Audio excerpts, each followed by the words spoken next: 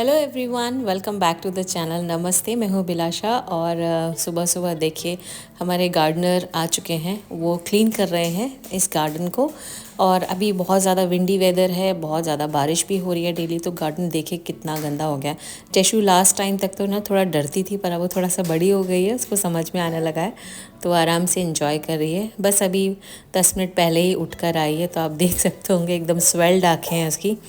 तो मैं उसको अभी कुछ खिलाऊंगी बनाकर, क्योंकि मैं इस टाइम पर एक मील देती हूँ उसको। और उसको उसके हाई चेयर में ना सुबह सुबह बिठाकर बहुत मज़ा आता है, सब कुछ एंजॉय करती है बाहर का वेदर। मैंने उसके लिए साबूदाना चीला बना दिया। इसकी रेसिपी ऑलरेडी आप लोगों के साथ में शेयर की थी, लिंक मैं डिस्क्रिप्शन बॉक्स में ड्रॉप कर दूँगी। तो मैंने आप लोगों के साथ में एक रील शेयर की थी जिसमें बताया था कि जशु अपने आप से खाती है। देखिए आप अभी खाएगी अपने आप से। और आपने पूछा था कई सारे लोगों ने कि कैसे मैंने ट्राई किया था, स्टार्ट किया था जशु के साथ। तो अभी जशु 11 मंथ्स की है, जब 7 मंथ्स की थी उस टाइम पर से ही मैंने उसको थोड़ा थोड़ा ना फिंगर फूड देना शुरू किया था। लाइक अभी मैं जैसे बना रही हूँ, तो ये आटे का चीला है।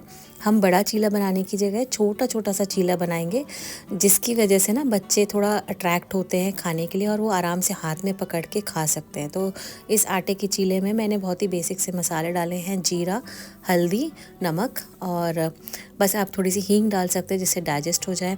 आप इसको बेसन का चीला भी बना सकते हैं। अभी क्योंकि जशु 11 मंथ्स की है, तो मैं कभी कभी उसे बेसन का भी चीला देती हूँ, कभी कभी सूजी का ऐसे ही छोटे छोटे उत्तपम बना के देती हूँ। तो यही है फिंगर फूड्स। ऑरेंजेस आप छोटे छोटे से पीसेस में काट कर दे सकते हैं।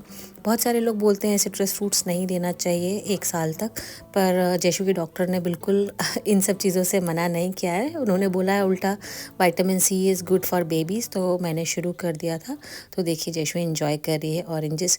ऐसे ही मैं उसको छोटे छोटे खीरे के पीसेस भी देती हूँ, बस उसके सामने रहती हूँ। थोड़ा मैसी होता है, बच्चे ऐसा करते हैं मैसी, पर ठीक है, अपने आप एंजॉय करके उनका अच्छे से ज़्यादा पेट भरता है। तो आप भी ट्राई करके देखिए।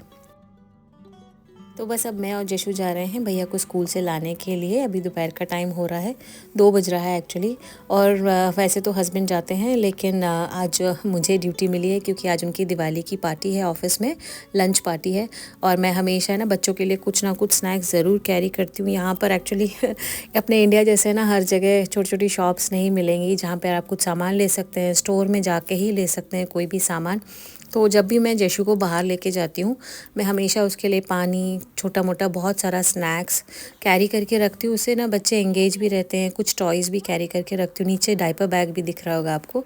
तो ऐसे ना बच्चे आराम से ट्रैवल कर पाते हैं। इसी तरीके से हमने कई सारा ट्रैवल अब तक कर लिया, आप लोगों के साथ में वो सारे व्लॉग शेयर किए हैं।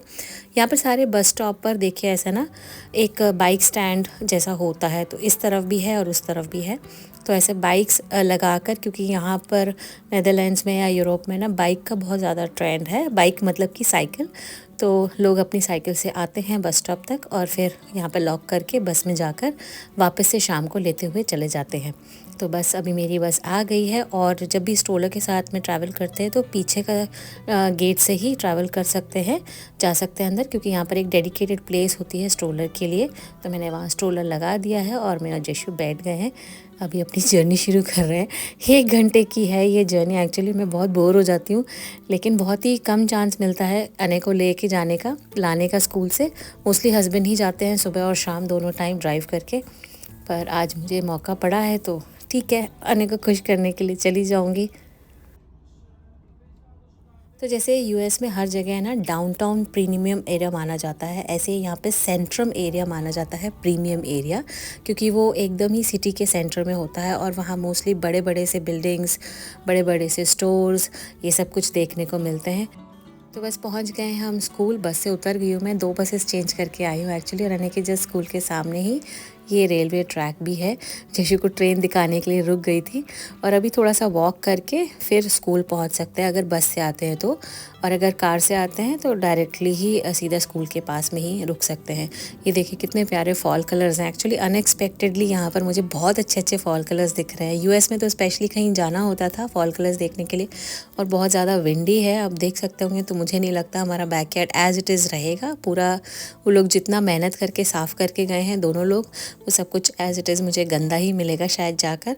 विंडी होने की वजह से ही बैकयार्ड बहुत ज़्यादा गंदा है, और विंडी होने की वजह से हम उतना ज़्यादा यूज़ भी नहीं कर पा रहे हैं बैकयार्ड को। और अने आ गया है। देखिए जशु का रिएक्शन, इतना खुश हो जाएगी ना भैया को देखकर। और ठंड की वजह से ना जशु की नाक लाल हो गई एकदम। कैप भी नहीं पहनते हैं बच्चे। और हम जैसे तैसे घर आए हैं क्योंकि बहुत बारिश हो रही थी आज। और मैं बाहर दोनों स्टैंड सुखाने के लिए रख कर गई थी और कपड़े सारे भीग गए। यहाँ पर ये बहुत ज़्यादा प्रॉब्लम है। एक तो कपड़े बाहर सुखाने होते हैं क्योंकि ड्रायर्स नहीं होते हैं यहाँ पर मोस्टली। सारे घरों में ही ड्रायर्स नहीं मिलेंगे, कपड़े ऐसे ही लोग धूप में सुखाते हैं। और यहाँ बारिश के भी बहुत ज़्यादा पंगे हैं। वेदर चेक करने के बावजूद भी बारिश हो गई। वेदर में आज बिल्कुल पूरा दिन सनी दिख रहा था क्योंकि सुबह ऑलरेडी बारिश हो चुकी थी, पर फिर भी बारिश हो गई। तो लॉन्ड्री करने के मामले में ना यूएस बेस्ट है क्योंकि वहाँ सब जगह ड्रायर्स होते थे तो कपड़े एकदम गरम गरम सूखे हुए निकलते थे। ये है कल की क्लिप्स दोस्तों। कल थी भाई दूज। आप सभी को भाई दूज की शुभकामनाएं। जो भी लोग सेलिब्रेट करते हो हैप्पी भाई दूज आप सभी को। आज नेक्स्ट डे है एक्चुअली, लेकिन हमने कल एक छोटा सा बहुत ही छोटा सा सेलिब्रेशन किया था भाई दूज का। तो अगर हम इंडिया में होते हैं ना तो थोड़ा अच्छे लेवल पे सारे फेस्टिवल्स मनाए जाते हैं।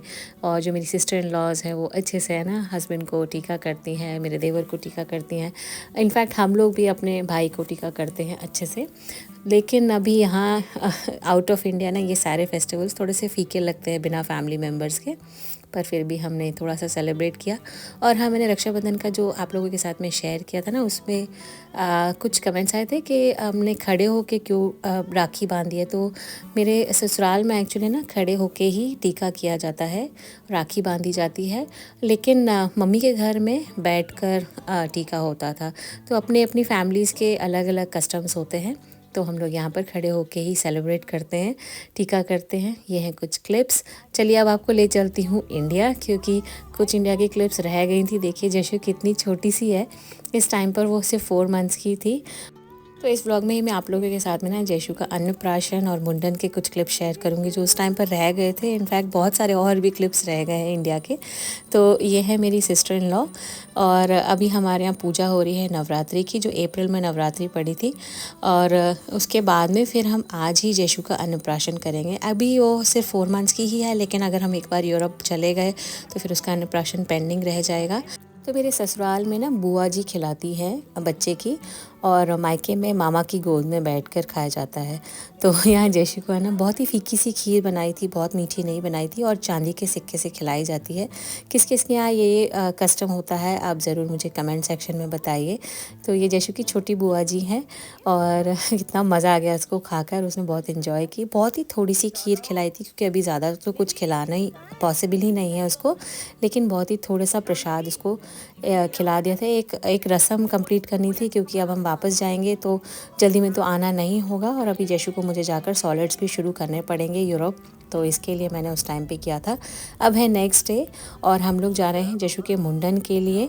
ये है जशु की बड़ी बुआ जी, और पीछे है जशु की दीदी, छोटी बुआ जी और भैया, और अने आगे बैठा है। और मम्मी जी को तो आप लोग जानते ही हैं, यूएस के ब्लॉग्स आप लोगों ने देखे होंगे। तो अभी हम लोग जा रहे हैं जशु का मुंडन कराने के लिए। हमारे घर के पास में ही, मतलब आगरा के पास में ही एक दाऊ जी करके एक जगह है, वहाँ पर हम जा रहे हैं। और मुझे देखिए मेरे बाल उस टाइम पे बहुत गिर रहे थे, बहुत हेयर फॉल हो रहा था, तो मैंने बहुत सारा ऑयल लगा रखा है अपने बालों में। तो बस हम पहुंच गए हैं, ये मंदिर के लिए रास्ता जा रहा है। और देखिए जयशु नींद लेकर कितनी खुश हो गई है। उसको बहुत सारा मच्छरों ने काट लिया था इस टाइम पर, क्योंकि बहुत मच्छर थे इस टाइम पर इंडिया में। इतना हमने मस्कीटो नेट वगैरह सब कुछ लगाया था, पर फिर भी पता नहीं कैसे बच्चों को कहाँ से छुप छुपा कर काट लेते थे, पता ही नहीं चलता था। तो बस अभी हम जाएंगे मंदिर, पहले दर्शन करेंगे, उसके बाद में जशु का मुंडन कराएंगे। और इस टाइम पर है ना, हम अनय के टाइम पर जब गए थे तो हम गए थे हरिद्वार, और अभी हम इस बार आए हैं दाऊ जी के मंदिर। यशु का भी हमने सोचा था अनय की तरह हरिद्वार में ही मुंडन कराएंगे, पर वो चांस ही नहीं पड़ पाया। वैसे मम्मी जी बताती हैं कि घर के सभी लोगों का जो मुंडन हुआ है ना वो हरिद्वार में ही हुआ है। तो यहाँ हम आ गए, और ये देखिए बड़ा सा यहाँ पर तालाब था, और उसके पास में ही बैठकर मुंडन कराएंगे। और मुंडन कराने के टाइम पर जशु मेरी गोदी में रही, तो आप देखिए मेरे एक्सप्रेशन, मुझे इतनी टेंशन हो रही थी ना। जैसे ही उन्होंने शुरुआत की, देखिए आप, मुझे इतना डर लग रहा था कि मैं उनको कैसे एक्सप्लेन करूं कि आराम से करिए, धीरे धीरे करिए। हाँ, वो लोग बहुत एक्सपर्ट होते हैं, पर फिर भी पता नहीं क्यों इतने छोटे बच्चे के साथ में ना एज अ मदर मुझे बहुत डर लग रहा था। आने के टाइम पे भी मैं लिटरली शिवर कर रही थी, मुझे इतना डर लग रहा था। तो जो भी मॉमीज़ देख रही होंगी ना, आप सबको पता ही होगा ये फीलिंग, बहुत डर लगता है है, ऐसा लगता है बच्चे को कहीं चोट ना लग जाए इतना शार्प नाइफ से। पर ये ट्रेडिशन होता है और हमारे यहाँ ज़रूर फॉलो होता है फर्स्ट मुंडन। तो इसके लिए चाहे वो लड़का हो या लड़की, दोनों का ही मुंडन ज़रूर कराया जाता है। और ये है आटे की लोई, मतलब रेगुलर आटा जो होता है ना, उसकी लोई में ही ये सारे बाल बुआ जी लेती हैं बच्चे की। तो बस यही है ट्रेडिशन। अगर आपके यहाँ ये फॉलो होता हो तो आप कमेंट सेक्शन में ज़रूर बताइए। तो यहाँ आप लोग भी सुनिए, मुंडन करने के पहले कुछ और डिसाइड हुआ था कि उनका ये रेट है, और अचानक से मुंडन करने के बीच में ही उन्होंने रेट चेंज कर दिया। हम लोगों को इतनी हंसी आ रही थी, वो कुछ मंत्र बोल रहे थे और मंत्र बोलने के बीच में ही उन्होंने ये नेगोशिएशन शुरू कर दिया। जैशु तो यहाँ बिल्कुल कंफर्टेबल है, पर मेरी सांसें अटकी हुई है। मेरा एक्सप्रेशन देखिए, मुझे बहुत डर लग रहा था। जब तक हो नहीं गया ना अच्छे से, तब तक मुझे लिटरली है ना गहरी गहरी सांसें आ रही थी। बहुत डर लग रहा था कि कहीं चोट ना लग जाए। तो बस यही है कुछ मेमोरीज़। और सब लोगों का ध्यान देखिए सिर्फ और सिर्फ मुंडन पे आने देख नहीं रहा, क्योंकि आने को बहुत डर लग रहा था कि कहीं उसकी बहन को चोट ना लग जाए। तो बस ये हो गया है जैशु का मुंडन। और ये एक और कस्टम होता है हमारे यहाँ, और उसके बाद में ही कंप्लीट माना जाता है मुंडन। ये भी बुआ जी ही करती हैं। तो बस यही कुछ मेमोरीज़ हैं जो मैंने सोचा रह गई थी इंडिया के ट्रिप की। बाकी तो सब आप लोगों ने व्लॉग्स देख ही लिए होंगे, अगर नहीं देखे हैं तो ज़रूर देख लीजिए। और कुछ और भी हैं जो क्लिप्स रह गई हैं, वो मैं आपसे नेक्स्ट व्लॉग में शेयर करूँगी। अब हम जा रहे हैं अपने घर वापस, और मैं आपसे मिलती हूँ नेक्स्ट व्लॉग में। अगर आपको ये व्लॉग पसंद आया है तो एक थम्स अप ज़रूर दे दीजिए, और अगर चैनल पर नया है तो सब्सक्राइब करना मत भूलिए। इंस्टाग्राम पे फॉलो कर लीजिए, इंस्टाग्राम का हैंडल है व्लॉगिंग देसी। मैं आपसे मिलती हूँ नेक्स्ट व्लॉग में। Till then bye bye, take care, keep smiling and keep making memories just like us. Bye bye.